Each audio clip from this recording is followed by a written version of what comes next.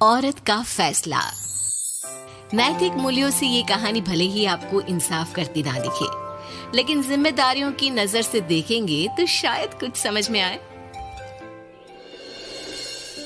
ये क्या है बहू, सुबह से घर का काम करती रहती है, फिर ऑफिस जाती है और बच्चों में लगी रहती है। अरे ऑफिस क्यों नहीं छोड़ देती, या फिर घर के लिए कोई नौकरानी रख ले।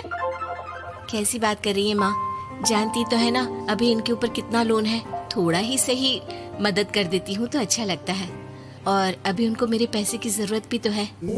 सुधा चंदर को बचपन से प्यार करती थी। एक ही मोहल्ले में खेल कूद कर बड़े हुए दोनों। जहाँ सुधा संपन्न परिवार से थी तो वहीं चंदर का परिवार आर्थिक परेशानियों से जूझता ही रहा। लेकिन सुधा की जिद के आगे किसी की नहीं चली। सुधा, कल ऑफिस जल्दी जाना है और 2 दिन के लिए गुजरात ऑफिस के काम से भी जाना होगा। अरे कैसी बात कर रहा है बेटा, बहू को अगले महीने बच्चा होने वाला है, इस वक्त तो उसके साथ रहे। अरे कोई बात नहीं ना माँ, उनको जरूरी काम होगा, वरना मेरा चंदर ऐसे वक्त में मुझे छोड़कर कभी नहीं जाता।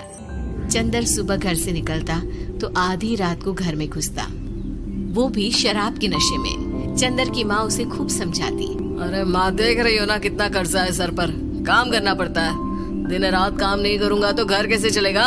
अरे लेकिन बहू को भी तो देख लिया कर, इस हालत में भी घर का बाहर का सारा काम करती है।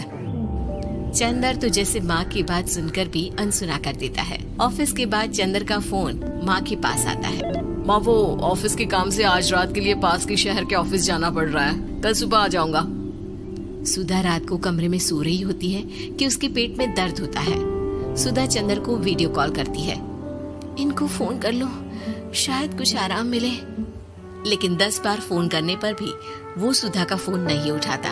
ऑफिस के काम से गए हैं, हो सकता है बिजी हो। कितनी मेहनत कर रहे हैं हम लोगों के लिए। सुधा सो तो जाती है, लेकिन अकेले उसे कमरे में डर लगता है। अगले रोज चंदर घर आता है, जहाँ सुधा ऑफिस जाने के लिए तैयार हो रही थी। तुम आज भी ऑफिस जाओगे? कल रात भर तो ड्यूटी की है, थक जाओगे, छुट्टी ले लो ना। अरे नहीं नहीं, कैसी बात कर रही हो, ये तो पॉसिबल ही नहीं है।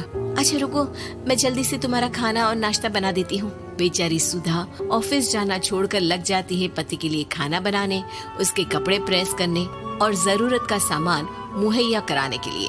हो सके तो रात की ड्यूटी मत लिया करो ना, मुझे बहुत डर लगता है। अरे यार क्या है, तुम तो ऐसे बिहेव कर रही हो कि तुम ही अकेली हो जिसे बच्चा होने वाला है। इतने लोगों के पति जो काम के सिलसिले में बाहर होते हैं, उनका क्या?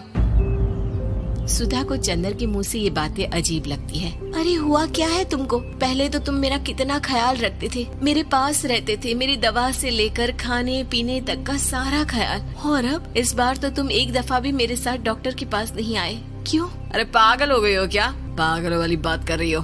काम धंधा देखो या फिर तुम्हें लेकर टहलता फिरूं। और मुझे शुक्रवार की रात को काम से निकलना है, सोमवार आऊंगा। सुधा को समझ में नहीं आता कि क्यों अचानक से चंदर को फील्ड का काम मिल गया है। लेकिन एक दिन, सुधा, मैं और चंदर जरा एक रिश्तेदार के घर जा रहे हैं, तुम भी तैयार हो जाओ, घर में अकेली कैसी रहोगी। अरे नहीं नहीं, इस हालत में इसे लेकर जाना ठीक नहीं है। अरे लेकिन मैं ऑफिस भी तो जाती हूँ, फिर घर में अकेले। चंदर उसकी कोई बात नहीं सुनता। वो सीधा कार निकाल कर माँ को लेकर चला जाता है।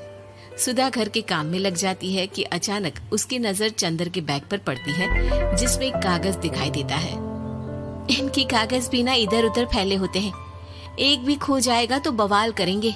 लेकिन जैसे ही सुधा वो कागज खोलकर देखती है तो वो सदमे में आ जाती है। दरअसल वो कागज नहीं, बल्कि चंदर और उसके ऑफिस में काम करने वाली लड़की चांदनी की गोवा की टिकट होती है। सुधा चंदर के बैग को खोलकर देखती है तो उसे होटल के बिल से लेकर महंगे गिफ्ट्स और दूसरे शहरों के टिकट मिलते हैं। सुधा को समझते देर नहीं लगती कि उसका पति किसी और लड़की के साथ है। चंदर के आने पर सुधा उससे बात करती है।